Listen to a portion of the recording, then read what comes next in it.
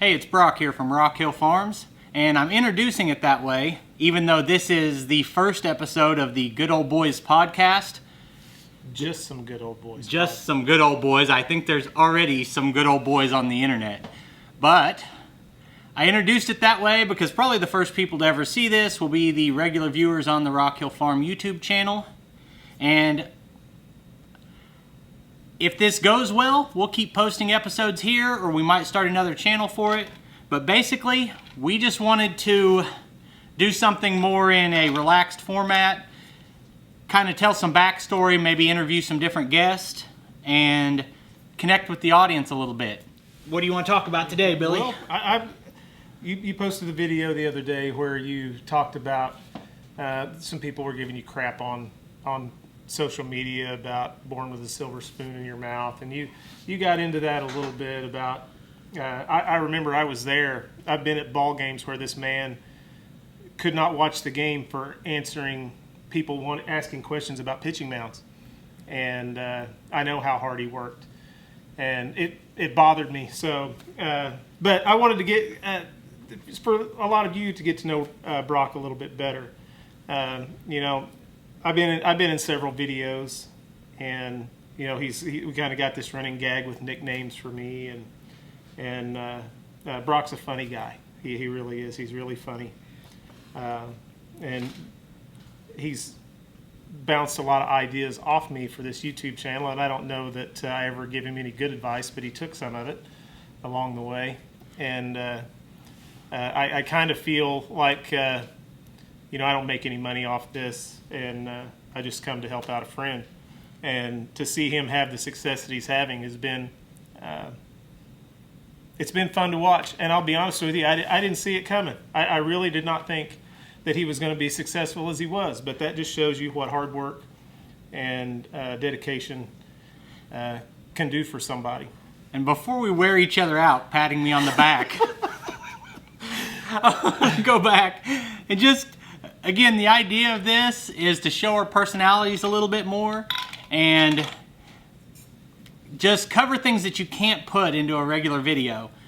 And like Billy was saying, he's been in quite a few episodes, and generally, if I don't know what to do on a project, I send him 75 or 80 text messages asking him what he thinks.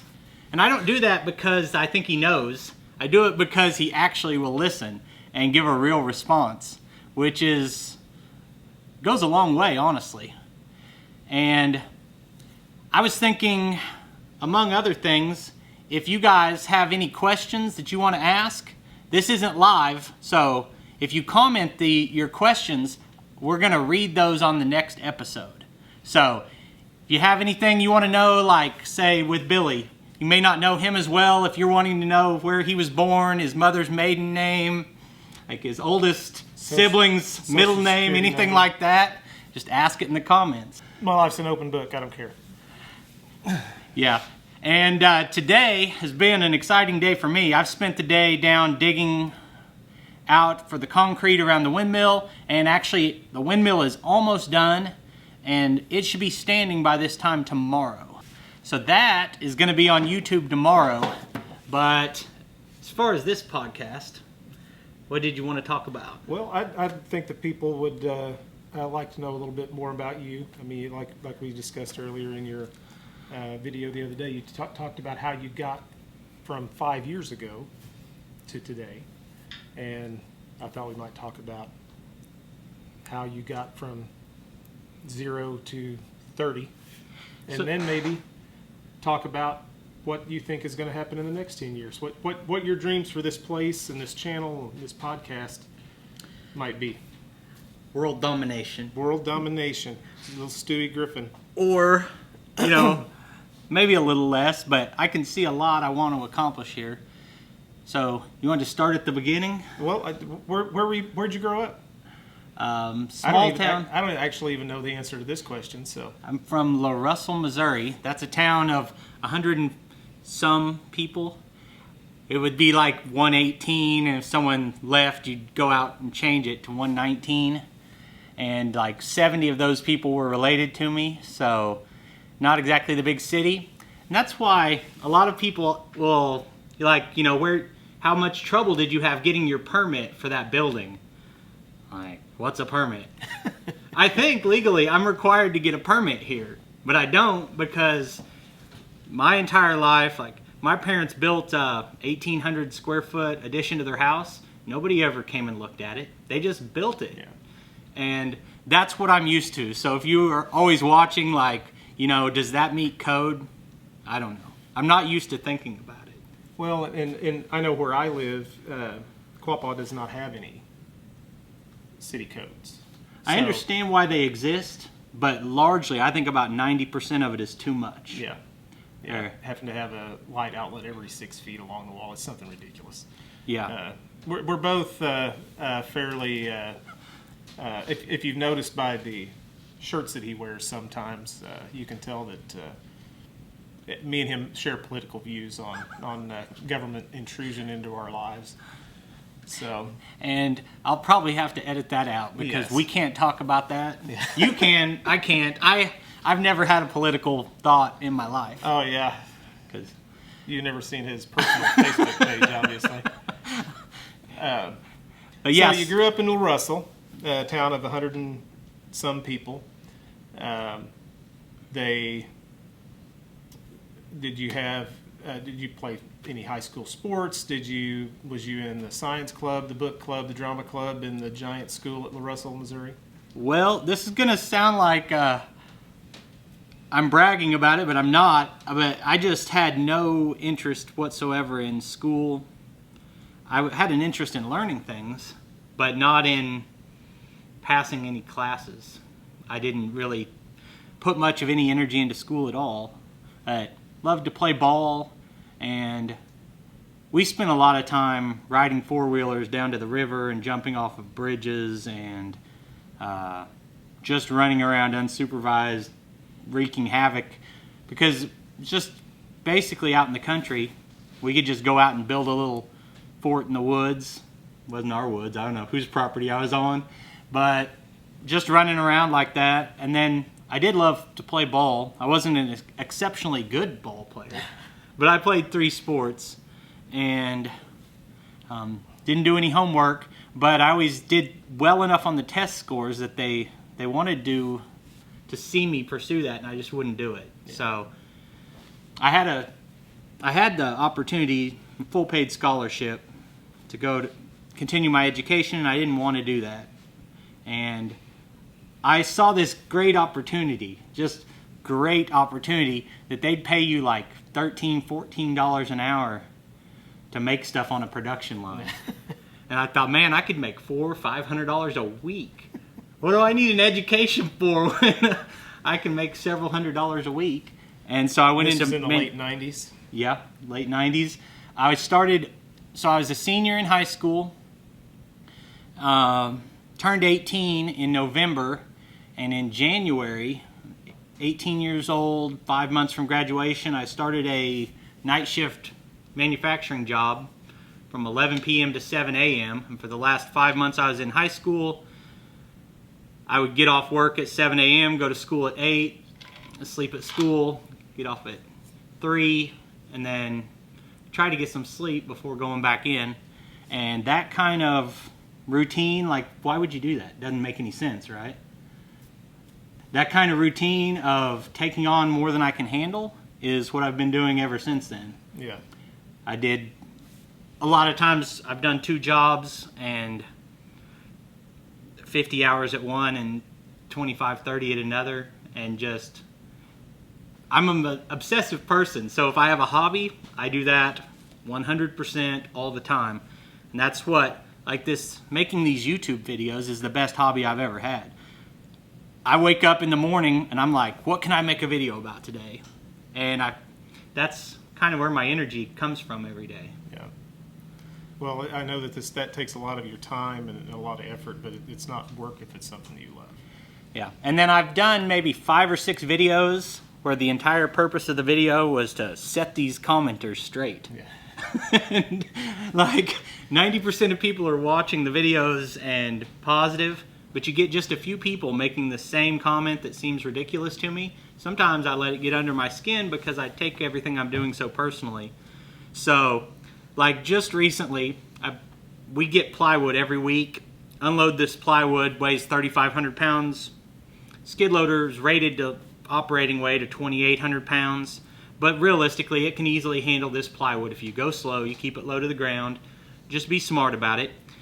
And it was a big breakthrough that we could unload this ourselves. So I got my son out here, and we did a short 58 seconds of me unloading that plywood. We pulled it out of the trailer long way, slid pallets in with the tractor, came around and picked it up. And that video's got like 11 million views between 3 platforms. And I've been called in all caps like the world's biggest idiot, 1,000 times. Because if I had any sense, I would have just picked it up with my second forklift when it came in. Oh, yeah. Well, that second forklift is a compact tractor. Out on the end of the forks, it can lift like 900 pounds. Yeah. And at the pins, 1,500. Up in the air, it's nothing and has no ability to help at all. But people don't just ask me why I didn't try doing that with the tractor. People just assume stuff? That's so weird. Yeah, like the fact I'm like next level idiot because I didn't just pick that up with the tractor. And that's just an example of sometimes I know I shouldn't, but sometimes I let it get under my skin. Yeah. Well, everybody's human, and I don't think that anybody out there would. There's certain things you just can't let pass.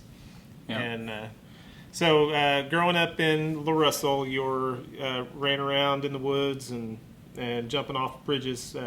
You said pretty much everybody was your family. So, was this with your siblings, your cousins, or did you have some different friends in town, or was it pretty much all just a family tree that went straight up and didn't have any branches? There were a lot of relatives, but not my age. So if you went uptown, the top 17 houses, that was like the Snob Hill. Yeah, my family didn't live there. But I don't want to go too into those stories, but everyone was a troublemaker. They're mostly not doing very well at this point. And I found myself into a lot of trouble at that age. Well, didn't we all? Yeah. Went to work at a bed manufacturer or bed frame manufacturer. I don't know if we can say their name on here or not, but I'm going to assume it's L&P. Yeah.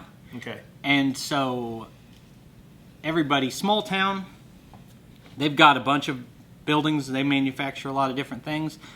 Oh, so it wasn't in Carthage? It was. Oh, okay. Yeah. Which I still, that's 10,000 people, so I still kind of call it a small town. But everything they did there was piece rate. So if at 17 I started clipping the borders onto a metal bed spring with an air-powered gun that hung from the ceiling, and if you took your time, you made $7 an hour, but you could make $17 an hour if you jogged every minute for 8 hours. And so that's what I did there. And everything, I worked there for 13 years, all on the night shift. Still didn't have enough seniority to get onto day shift in a glorious place like that. People at those wages, people don't understand in a small town.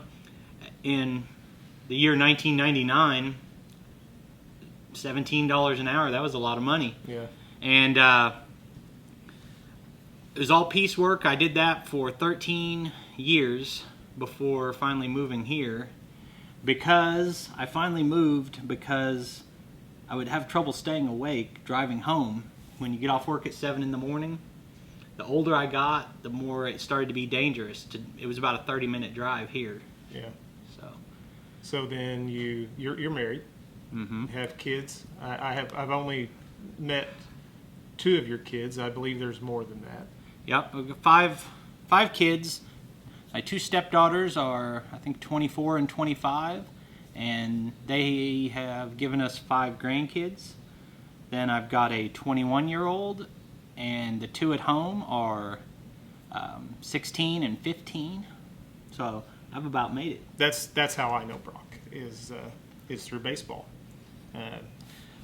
Our kids were on the same team a couple different times, and I don't even know how we started talking the first time. I don't even know how we got to where we are as friends. There's a certain bond you have when your kid's on an all-star team and you're not coaching, and you sit there. Everyone can bond over complaining about whoever is coaching, right? Yeah, that's pretty easy to do. But it's funny, there's a couple other parents on that team that I didn't bond with them at all. So Billy's pretty laid back unless his kids are playing baseball at that moment. Yeah. And then he can be high energy at that point. At my own kids, not at other people's kids, generally. Right. I have very high standards for what I expect out of them. And if we talk about me later, you might understand why. Yeah. Got 5 grandkids and then five kids from 25 to 15. See, and I don't know that I've ever met your daughter, your youngest daughter. She's really shy. Yeah. Just like me. Yeah. People don't believe it, but I really am normally. Yeah, we'll have to do a video on personality tests. And that's something I'm real interested in. And in some of my jobs, I've used that to help me select people to work for me, because my personality type is a small percentage of the population, and a small percent of the population can handle me. So I pretty well guarantee I know what his is. But we'll save that for a future episode. So then you left there, you came to work at a place here in Baxter. Prince fast food wrappers. And I ran a machine that printed fast food wrappers. And you know what? So these were not great jobs, but I didn't hate them at the time, really. And the good thing was that it required a certain amount of mechanical aptitude. And having never taken an interest in that before, I just found it came pretty natural to me to diagnose and work on a machine. So that was kind of the part of it I liked. So my mother-in-law works at this plant. She's worked out there for years, and my wife's grandma actually worked out there at the plant. Did you ever work with Dorothy? Do you know? She not. I don't she worked remember out there. That name. Anyway, did you ever run the machine that you have to cut yourself and bleed into in order for it to run? Because supposedly there's one out there that does that. It's one that Tammy runs. Yeah, I think they might all be that way. Yeah, so that's mechanical engineering 101, is if you can't get it to run, cut yourself and bleed on it. Yeah, I'm not saying that a manufacturing environment encourages you to not disclose your injuries, but everyone carried these rolls of tape all the time. It could be used to tape your fingers. You'll have to remind me and tell you a story about, I probably shouldn't mention the company name, but one of those areas you're not supposed to go into, and if you go in there, you'll get fired. But as long as the machine's running. But if you shut down the machine to fix something that's in there, the bosses all come out and yell at you for shutting down the machine. So go in there and get it. Just don't get caught. So yeah. And that's what I find in all manufacturing, really. Which is why we don't really care about our own safety whenever we're climbing on top of ladders and stuff, is that we've been trained by the people we worked for before to doing it for a long time. And the most dangerous thing, I try to be safety conscious in these videos, but it doesn't come natural to me. I have to kind of force it.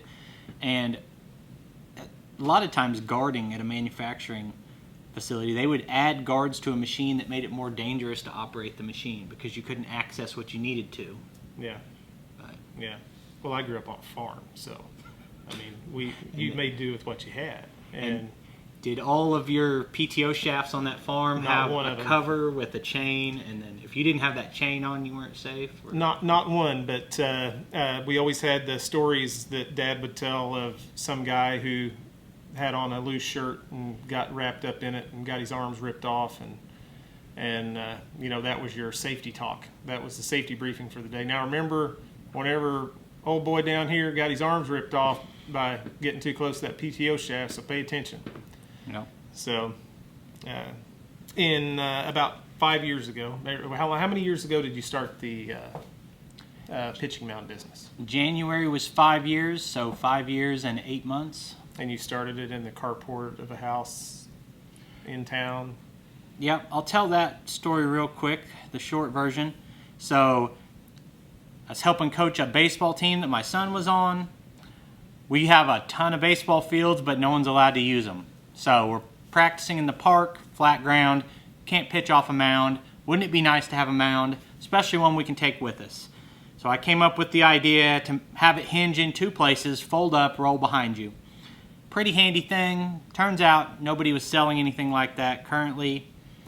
I posted it in a big Facebook group for baseball and said, hey, look what I built. I got like 50 messages. I want one.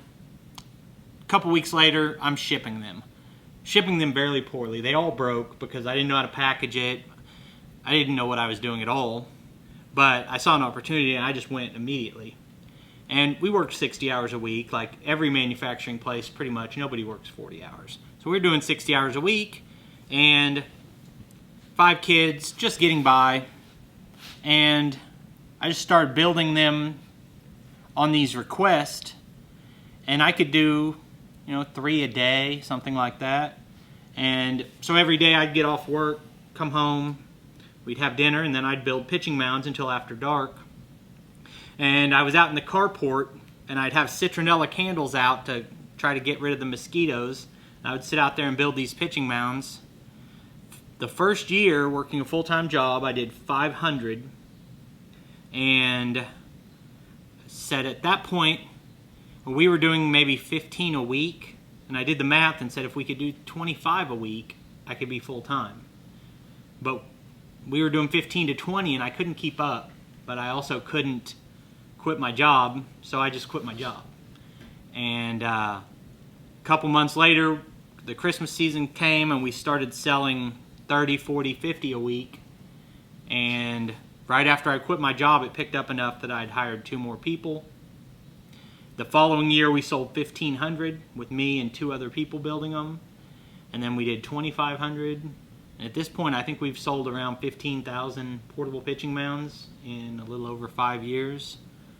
So it was kind of an accident, but when I saw an opportunity, I went as hard, I think, as you can possibly go because I have an obsessive personality. And, I was taking the money that should have paid our electric bill and building pitching mounds and sending those out, and that money would buy the next set of supplies when those sold, and I just built it that way. Well, seeing a need and filling that need, and then being able to chase your own dreams, and as a result of that, it's a pretty good story. Not a silver spoon in your mouth story where you're somebody made it happen for you.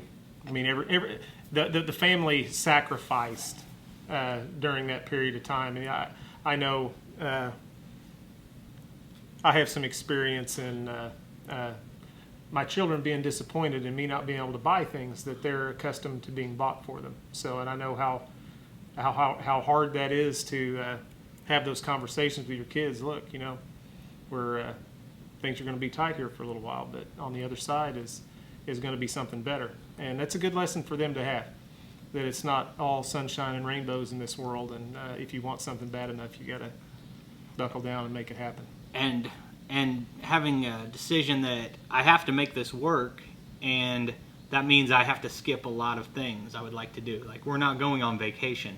I have to ship 15 pitching mounds this week, and I'm already working overtime at my other job. Yeah. So that's just how most people are. I think most people are working hard and doing their best, and so I don't want to act like it was too special. I feel like I kind of got lucky coming up with an idea for a product that people wanted and that no one was already making. Yeah.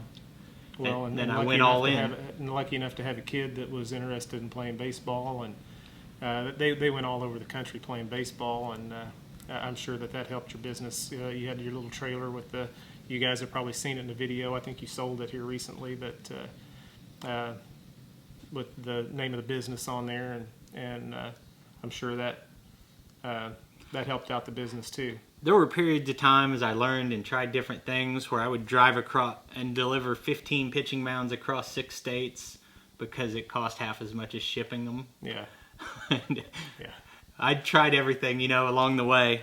And so where we were, I was building those in the carport. I hired 2 people and we turned we had a walkout basement that is unfinished, and we turned that into a pitching mound factory. And we could fit 3 or 4 people in there, but it got to the point where I needed 5, 6, 7 people to make the product, and there was no way we could do it there. So then I started thinking, we're going to continue staying there. And my wife already wanted to move, but we'll stay here and we'll buy a commercial building. And that, that's no small thing either, to buy a commercial building, and it's got its own taxes and its own utilities and all that. And that's where we came up with the idea. And I kind of told this story in the other video, but I was watching all these guys out cutting firewood and running equipment and thinking, man, I wish I could do that. So that's how we ended up coming out here and found a building that we could manufacture, and I can have 10 people work in here without crowding too much. Let's explore that for a minute, and then we'll come back to your place here if you want to later on. Sure. What made you decide that you wanted to create a YouTube channel, and what format you wanted to pursue in that? Well, so I've always liked watching YouTube, and just realizing that these were not any kind of professional people. I think that's what people like about it most of the time. And I wanted to do it before, but I had nothing interesting happening in my life, like what am I going to make videos about? So that was always in my mind. And then we started to sell these pitching mounds. Said people like this product. Well, how do we let them know about it? Because probably most of the people watching this, we've sold a lot of them for 5 years. Probably most of you had never seen it before. So how do you make the world know about this product you have? So I was making videos for the product and kind of got a feel for just what it was like posting.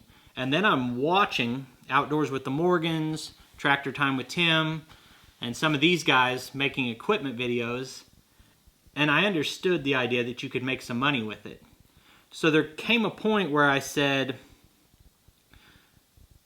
whatever I'm paying someone to stand here and build pitching mounds, because I was still 3 years in, I was still building pitching mounds every day, and I would just do our customer service and order supplies after the day ended. And I said, there has to be something I can do that brings in more revenue than building this product. So I started mowing yards on the side. I did a rental house. I bought a rental house for $14,000, which is going to sound crazy to someone if you don't live in a rural area like this, but it's a real thing. I bought a house that people were living in for $14,000.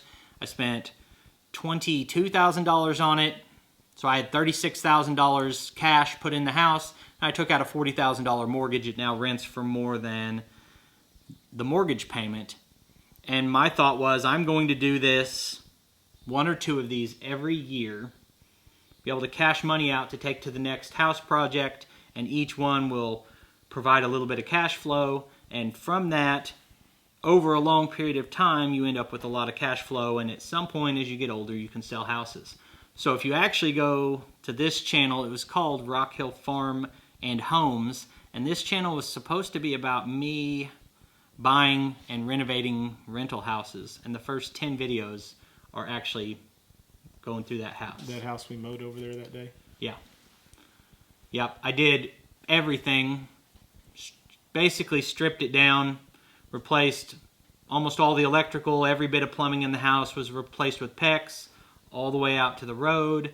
I put in a new driveway in the front, replaced a bunch of siding, new cabinets, new flooring through the whole house, and I did nothing but live at that house for like 6 months, did everything myself, and started a YouTube channel about me doing that house. Just made a few videos, one-take videos with my phone, walking through, this is what it looks like. And how much? What did you have any experience in carpentry, plumbing, electricity, or did you just Google and YouTube your way through the whole thing. I had no idea. Absolutely no idea what I was doing. As much you knew about building a Quonset hut? Yeah, nothing. And so when I was 14, 15, my dad was always building something, always making something out of nothing, like just tinkering. And I'd watch him a little bit, but I had no interest in it. And I saw him build this 1,800 square foot. He didn't know what he was doing either. I didn't know it at the time. But it turns out he's just winging it, and that's okay. I'm a just wing it kind of guy. But so I just bought this having no idea what I was doing. I didn't know how to tell what it was going to cost. I just went for it and learned everything. Is like I didn't know what PEX plumbing was until I went to get some plumbing, and the guy's like, well, this is PEX. And like 2 weeks later, I'd pulled out every bit of plumbing in the house because it was better and replaced it all with PEX. And did you shark bite or did you buy ring pliers? And I bought those $10 fittings. Yeah. That instead of buying the tool that crimps them, they're like quick connects, and they're not as reliable. Yeah. Yeah, and somebody in this video is going to tell you, they're going to comment and say that those are only for temporary fixes. You're not supposed to use those. But, and you don't put them inside of a wall. Yeah, I've got some that have been there for 10 or 12 years, and so, not in my house, in Mom's house actually. But so when you see me out there and I'm like, hey guys, you think I can put piers out on this dirt inside the pond? Will they sink? Like, I don't know. How would I know? I'm just going to try it. And that's just how I am. And so it, you know, either you like that or you don't. If it drives you crazy, it may not be the channel for you, but it's just how I do things. And it feels like to me, this is just my thought, that sometimes just massive amount of action is better than a perfect plan. Just if you do 100 things and 10 of them are wrong, you can go back and redo those 10. But you might have only done 3 things if you were sitting around thinking too much. Yeah, yeah, I'm a firm believer in that. And you know, the reality is I'm not opposed to anybody making a living. These guys that pour concrete, God bless them. That job sucks. I hate pouring concrete. I hate building fence. There's several things I hate to do, and it comes to something like that, I'm probably going to pay somebody, not on the size what you're pouring down here, but I'm never going to pour more than 20 square feet of concrete at a time because I hate it. So I'll pay those guys. But if it's something that I think that I can do, will it be perfect? No. Do I need it to be perfect? No. I just need it to, if it lasts 20 years, that's way better to me, because chances are I'm probably not going to be living where I'm living 20 years from now. And if it fails before then I'll take what I learned by doing it wrong and fix it the next time. That's how Billy really got brought into the channel, is he had a little bit of a sense of adventure on making something up and making it work. Because I'll tell this story real quick on the Quonset hut. I bought the Quonset hut. I wanted a pole barn. Telling my wife, hey, we need another pole barn. She says, no, we don't. She seemed pretty serious about it. Pole barns are a lot of money. I don't know how to build a pole barn. I'm overwhelmed by the idea of how am I going to convince her, come up with the money, build this thing. Didn't seem very possible. Go to a farm show. Salesman that was a little quicker than I was told me that it's really easy. You just put these arches together and you just stand them up, and this building's hurricane proof, and I don't know what all he told me, and it was 1/3 of the price, and I had to just do it. So I bought it right then. I put my 20% down and left that show as the owner of this building that they were going to ship to me. And I get back and start thinking, okay, how do we put this building? So he texted me that day. He texted me. I don't remember that. When he was leaving, and said he just bought a Quonset hut.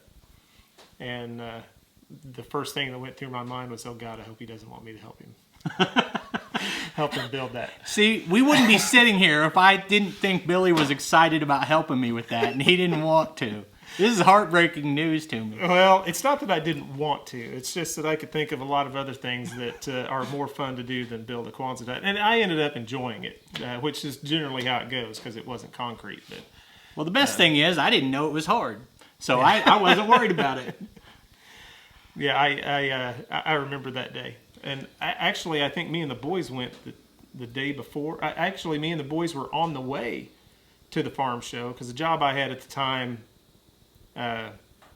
was related to doing shows and stuff like that. So me and the boys were on the way to it whenever you sent me we were watching the video actually of you being at the farm show, and then I think I texted you, and then you told me you bought the Quonset hut. I think that's actually how it went. So what I was getting at with this building is, I think the guy told me it was easy, so I just figured it's easy. Like, I'm pretty easy to convince. He didn't take a whole lot of salesmanship. So we get back, and I'm like, well, where am I going to put this thing? Everywhere I got's a hill.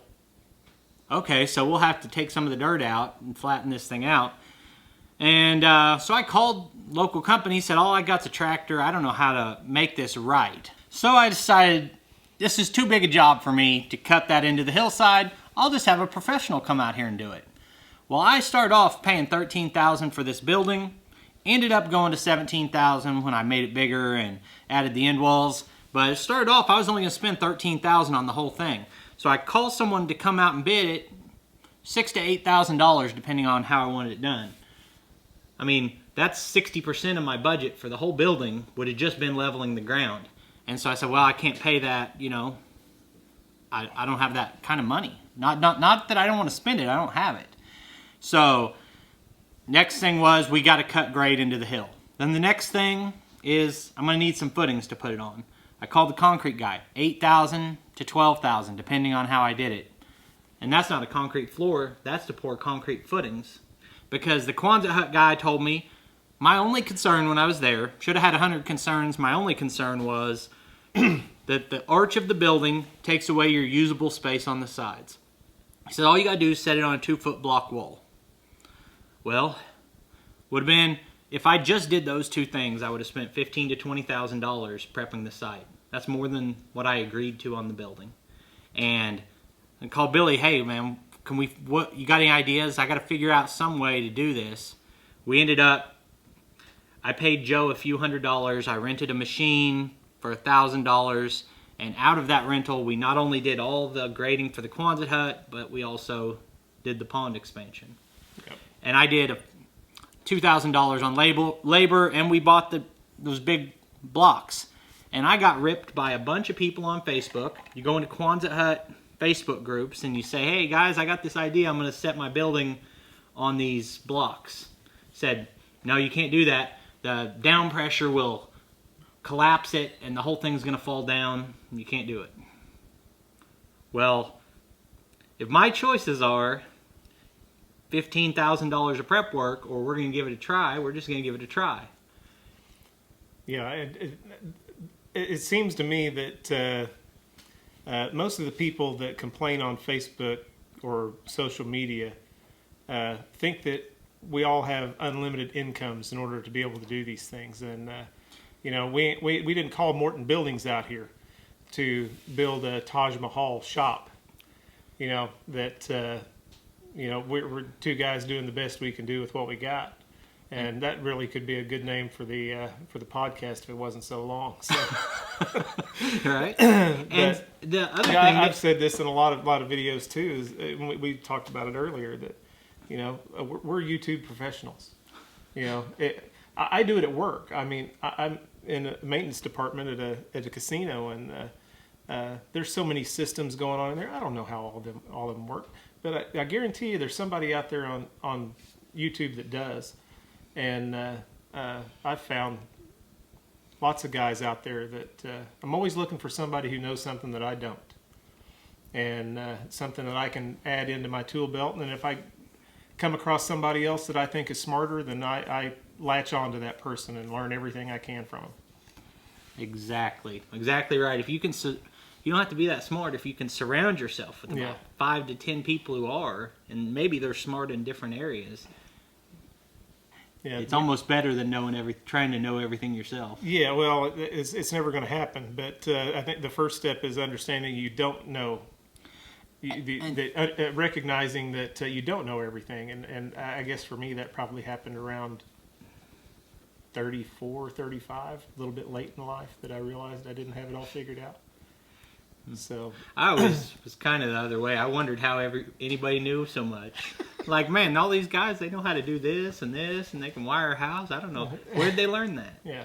But back to, with the Quonset hut, that conversation to me, I'm willing to trust my gut feeling on something. And when they say that is going to bow out and it's going to push those block walls over, I think, does that make sense to me? And I'm willing to gamble my whole whatever I'm doing on whether or not it makes sense to me. And I look at those weigh 4,000 pounds apiece. There's 20 of them. It's 80,000 pounds on the ground there.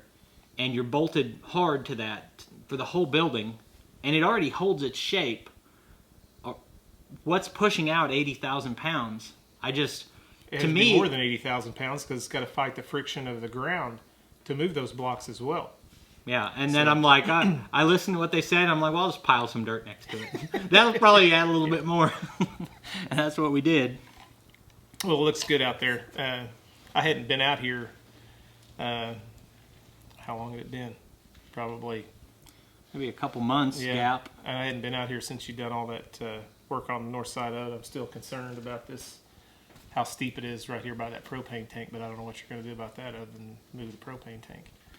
But I was told that they'll do that for you if you call them. It's a rented tank. Yeah. If you call them and say, there's a problem with the location of this tank, I need it moved, that they'll come out and do it. Yeah. I mean, there may be some cost, but it's not going to be that much if it is. Yeah, whenever you can't get a feel for how sloped this ground is out here in the videos, and it's everything looks leveler than what it is in the video. Like on the pond the other day, I had left that afternoon before, and the last of the video, you're driving across the pond dam, and it looks pretty level. And I know that it's not. I know that it's about 1.5 feet low there in the middle or towards that end down there, but it looks pretty level. But it's level now. That's the first thing I said whenever I got out here today. But yeah, everything out here is a challenge because there is nowhere flat. The only flat spot is the wet spot down there in the corner. I wanted to ask you about your YouTube influences, and you'd mentioned earlier, you watched Outdoors with the Morgans and Tractor Time with Tim, and they kind of got you interested in that. But I've got some of those guys on there, and it's we all watch YouTube for different reasons.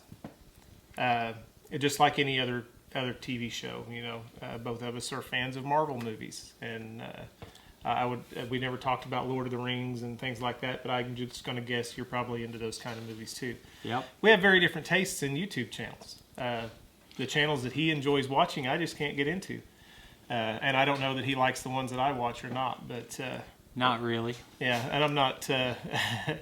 I'm not. So you mentioned those two specifically. I think that there's a couple more that.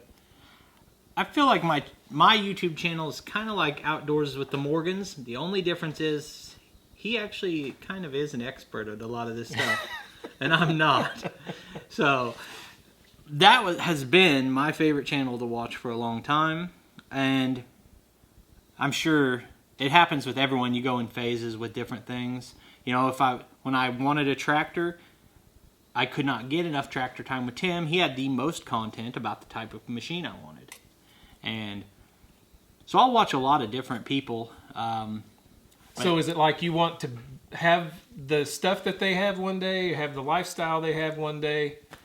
So we do watch these channels for the same reason. It's just a totally different, because that's the reason I watch the channels I watch, is I want that type of lifestyle one of these days. I watch and I say, that was it with Outdoors with the Morgans.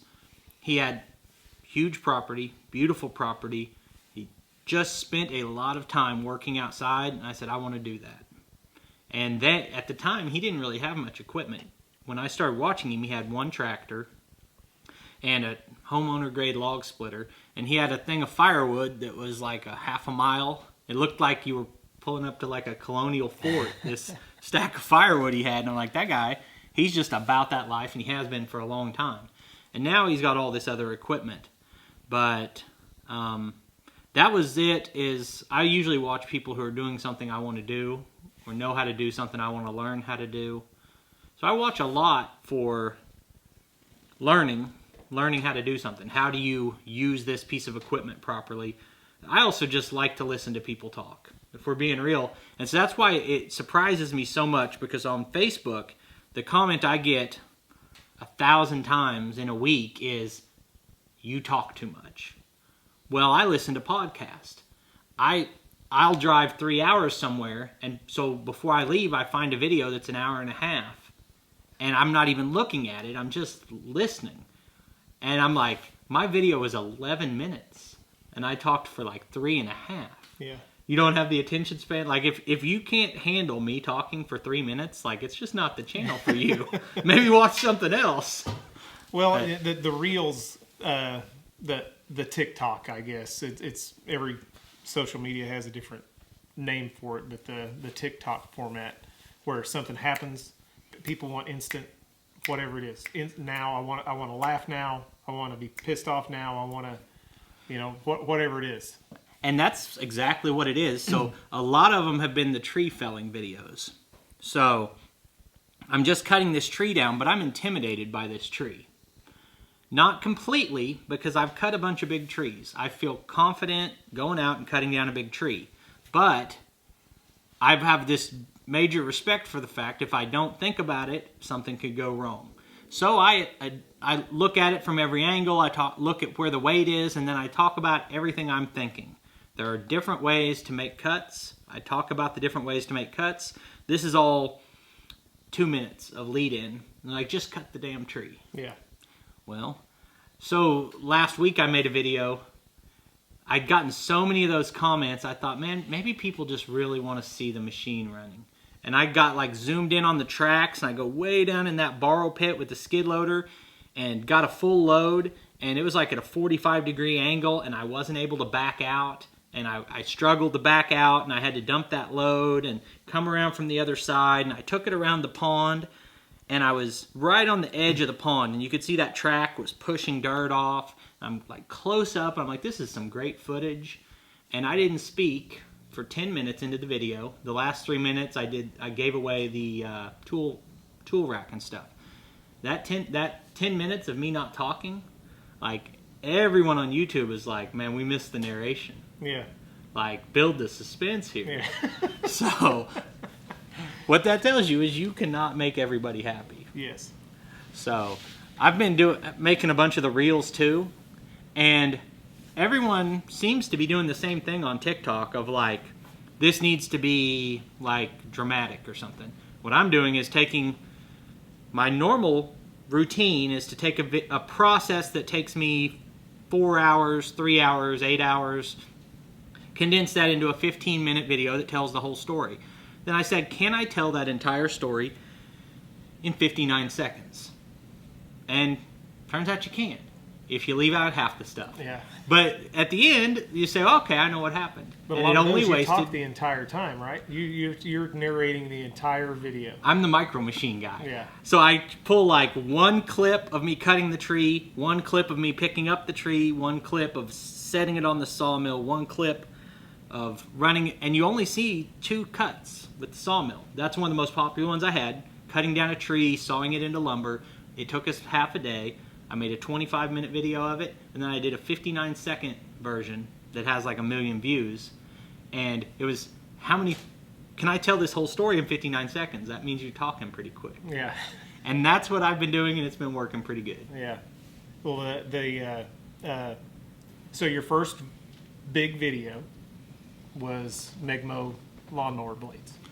This was another day that you called me, and I had a lawn care business back 12 years ago, 11 years ago, and I had some experience with these blades, and I'm not going to say I was right, but I turned out to be right. And so I'm an excitable person. Like, in and a it's already been proven that he's easy to sell to. Yeah. So if you're like, hey, we got this new thing, it's like, let you walk on water, and I'm like, sign me up, let's do it. I am too, to be honest with you. I'm easy to try things, and then I want to, especially something like that. If it hopefully all of it's true, but if none of it's true, then you know what? It cost me $500. everything has good points and bad points. I only see the good points on anything. Starting a YouTube channel, I only see the good things. I don't see the amount of work until I get into it, and then oh yeah, it's here. Yeah. But that's how it is with everything. And so I go to the farm show, I walk by and I see these mower blades spinning on a rack, and every time the blade comes around, it hits a hammer, and then the blade just peels out of the way and flops down, and the next one comes around and hits that hammer. And I thought, that's one heck of a design. That wouldn't tear up your blades, it wouldn't throw stuff. Stopped and talked to the guy. This is a fantastic design. And I made the video about it, and that video got more views in a week than my channel had got in my first year. And it was me saying, guys, this is awesome. Look at the way it flops when it hits the hammer. And then it's me saying, it's just like a bush hog, only on a mower. Like, this is fantastic. And I cut grass with it in the video. I thought it was pretty good. Nothing life-changing, it's just a mower blade. But it was a little better than the other mower blade. I thought it's going to last longer. I only saw the positives. Turned out, for me personally, it didn't do a good enough job cutting grass. In certain types of grass, it didn't cut that good. And that was my first learning experience with this channel, is if you're going to say something is great, you need to be thoughtful about it and then be prepared to come back on and say, no, it's not great. It's not necessarily terrible, but I was over dramatic in that title. I think I said it was going to change the way you mow. And whenever I watched that video, it was perfect mowing conditions when you mowed. It was dry. It was out here in fescue, grass that wants to stand up. And I had remembered that with those blades, it was when it's tough mowing conditions. That's whenever good equipment rises to the top. I mean, I can go get one at Walmart out here, and grass that isn't too tall, that's dry, we can make it look really good. But what's it do whenever it's wet, weedy, thick, all at the same time? Can it leave it looking good then without throwing clumps and everything else? And then that's where I knew those blades were going to falter. Is that in the video, conditions were good, and then you found out later that whenever things weren't ideal, or there was some different types of weeds that they really struggled to perform. And what we kind of decided was that they don't get enough lift. They're Yes. not sucking the grass blades to stand up before you cut them. And something's got a weak stem. The front of the mower deck pushes it over. There's not enough vacuum coming to lift that back up to cut it off, and fescue will do that. Fescue will stand back up. I know that's not the conversation you were having, but you just said something about me being a John Deere guy. Yeah. That's only a little bit. Like, I tried to get you to buy X-Mark. I like the John Deere brand. I like what their logo looks like. I like the color. I kind of think orange is like pink for men. Nothing against Kubota. They make the best tractors in the world, but I don't like orange that much. I like the green. So, all that to be said, right now, today, I would trade my mower straight across for any other brand that cuts better. Same thing with the tractor. If I got an offer to partner with a different tractor brand, I bet they're all pretty darn good. I think there's a few little things. It's kind of like my truck, that there are some things on that, like my HD mirror, that's pretty cool. Yeah. But the important part, John Deere's got a few little things that they do that I think are cool, but as far as 90% of what you do with the tractor, I think all the brands make a pretty good tractor. And then having a dealer that stands behind their product and can get you in and get you fixed, because it's all going to break. And so it seems like I'm that sold on Deere because I bought the tractor and I bought the lawnmowers. I kind of regret buying the lawnmowers. I'm not 100% on my mowers being the best option, but I've already got them. And people kind of say it like, well, you should trade those in for this or that. Well, like, I have a loan on those mowers. I don't just drive up there and they give me a different one. Yeah. It's more complicated than that, and I have a lot of things going on. So right now I'm just going to keep the mowers I have. But I went ahead and I bought the same brand of skid loader because there's only a few dealers in my area, and I know everyone who works in that dealership. Like, all the service guys know my name, and it felt like a coin flip to me between buying a Deere and a Cat and the pink one, I mean orange. Yeah. So I didn't, and it felt like to me the Deere skid loader was the opposite of what I normally get sold on, which is it doesn't have, like the Bobcat has a much nicer backup camera, and it's got a deal where the computer screen will show you what different buttons do with different attachments, and like the salesman was able to say more impressive things about the Bobcat. But the Deere, in all the videos I watched, the same size machine would pick up a little bit more. And I think it's because it's got a fat tail on it. Yeah. It's a longer machine, and they just focused on the thing I was looking for, which was to be able to make sure that my tractor is a little bit undersized for things I want to do sometimes. I said, I don't want my skid loader to be undersized, but I'm still staying under two things. Is I don't want it to have def, and I want to be able to haul it without a CDL. So I get the biggest machine that can lift the most I possibly can and stay under those two criteria.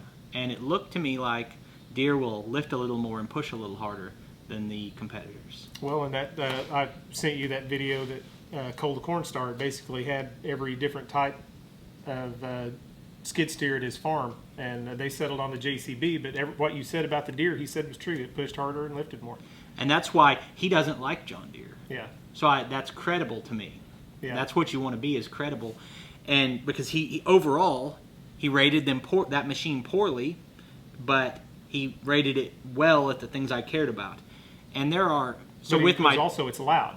Yeah. It's louder than other machines in the cab, right? It is. Isn't that one of the things about it, too? Because I know the Bobcat is like, if I remember right, because I tested out some, too. I feel like the Bobcat was like super quiet. My machine is loud, and it has worse visibility, and it doesn't have as many advanced features. Feels like it lifts and pushes well, and the maintenance is, how easy it is to maintenance is fantastic. Yeah. Like and that means a lot to guys like us that aren't skid steer mechanics. Yeah, and so I would say the exact opposite about my tractor. My tractor is kind of in between size, has some kind of gimmicky things on it, things I thought were really awesome, now I don't care about, like the mid-mount mower. I have no interest in having a mid-mount mower on my tractor. A lot of people, that's their use for it, that's fine, but it's more on the gimmicky side, and I could get a tractor the same size from a lesser known brand that would lift more weight. Yeah. So that's just my thought on Deere. Yeah. I want a mini excavator. If I was buying one today, it'd be a Deere 50G. And mainly, I understand their model numbers because I've been over there and talked to the guys a lot. Yeah. It's like a familiarity thing. Like, at least I know the salesman, I know the service guy, I know that every time I need a part, it's the same day, or it's within 24 hours. I've never had to wait on anything. Yeah. And that's during like the worst supply chain issues we've had in a long time. Yeah. And so that means something. And so if I just tried to make the case that I'm not a John Deere guy, but I'm ready to go get it. You're really not, though. You're saying that you're a Heritage tractor guy. That's really what you're saying, and they just happen to sell John Deere. They've been good to me, and I think it's because every time I walk in the service department, I'm carrying my camera. Like, you guys going to do the right thing? Yeah, or his checkbook. Yep. Yeah,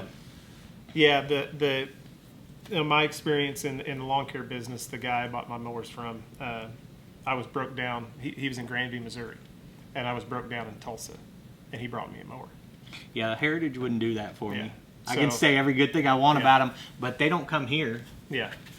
Well, I mean, this is a different business. I mean, this is a family-owned business that I'm talking about, and Heritage, they have like 7 different dealerships. So. And there's another thing. A lot of times people will say, like, you know, I'd make them come get it. Well, like, you can demand that, and they will next Tuesday. Yeah. Or, like, when I need a service done, I'm like, hey, let me know a day when I can have my full tractor service done, and I can pick it up the same day. I'll drop it off the night that morning and come back and get it same day. because if I have to schedule it to be delivered both ways, I lose my time on the machine. Yeah. But yeah, that's why I have Deere. I like that dealership, and I like the logo. Yeah. So. If I was ever got to live my dream and be a dirt farmer, I would 100% have everything John Deere. And that's a surprise to me. I thought he didn't like Deere. No, I think that on the smaller equipment, I think there's, like on your tractor, I think there's better options out there that companies that focus on. That's their primary business, is selling compact tractors and smaller tractors, and they put a little more thought into it. Where Deere sells combines for $1 million a unit. What do you think that? I know that they have hundreds of engineers on this stuff, but I'm just going to guess that more of that company's time is spent on the big ticket items rather than the 2000 series tractors. And I could be wrong about that, but that's just. And I also think on the compact tractors, some of the other companies that are trying to make a name for themselves are willing to overclock some things so that they can lift more than Deere and Kubota, or whatever the case may be. Well, John Deere's not going under if they stop selling 2000 series tractors. Yeah. And where another company might go under if they can't sell their mid-series tractor. Like you said, I don't know how much more you pay for green paint, but I know that it costs more. So just for the name on the side, but that's something that they've earned over time. That people are willing to pay more for that, and you get that money back whenever you go to sell it. So it's not like you're losing money on it. And it feels like it's that last 2% of little things that make it feel justified. And sometimes, like with my truck, my fancy mirror that I thought was the coolest thing I ever saw. Yeah. So I've got an HD mirror that shows me what's behind me, and I paid an extra $1,000 for it, and it sells the whole truck. And the transmission might not be any good, but dang, that's a nice mirror.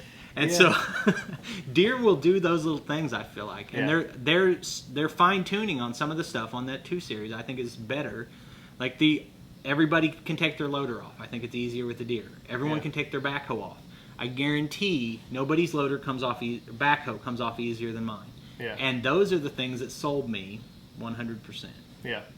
Something you hardly ever use. Whether they don't matter or not. Yeah, the mid-mount mower. You don't use. When have you ever taken the loader off? Never. How many times have you put the backhoe on? So the backhoe I might do 2 or 3 times a week. I switch the backhoe on and off all the time. Oh, really? I didn't know that. Yeah, because it's the only thing that'll do what it'll do, and I have to put it on.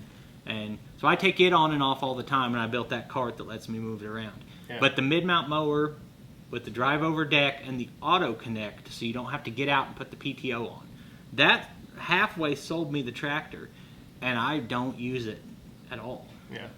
So. And there's no other attachments you could possibly put there.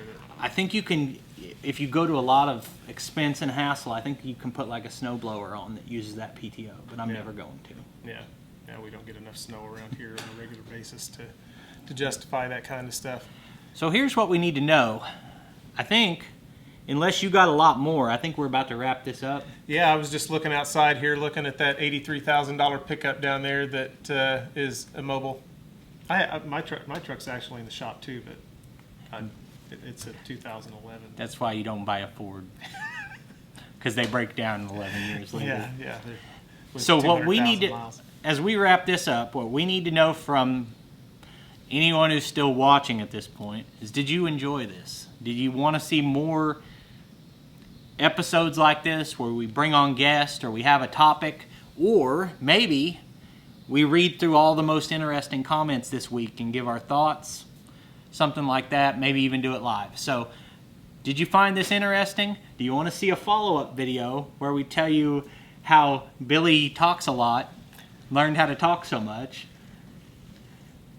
That's what we need to know from you. So go in the comments of this, and if you like this kind of thing, my plan is that this is going to be streamed probably already, by the time this comes out tomorrow, this will already be available where you can go on Apple Podcast or Spotify, or I don't even know what all the podcasting apps are. I listen to podcasts on Apple Podcast. But this should be available as just some good old boys on whatever platform you like. So go on there, and even if you don't plan to watch all the episodes, you want to go over there and give us a review, that would help us out just starting something new. Like and subscribe. Buy Rockhill Farms merch. And at some point, we'll have to settle on a nickname for Billy and call him the same thing all the time. So, got any thoughts on something better than Hey You? I got nothing. All right. Hey, thank you for watching, and appreciate it, and we'll see you on the next one.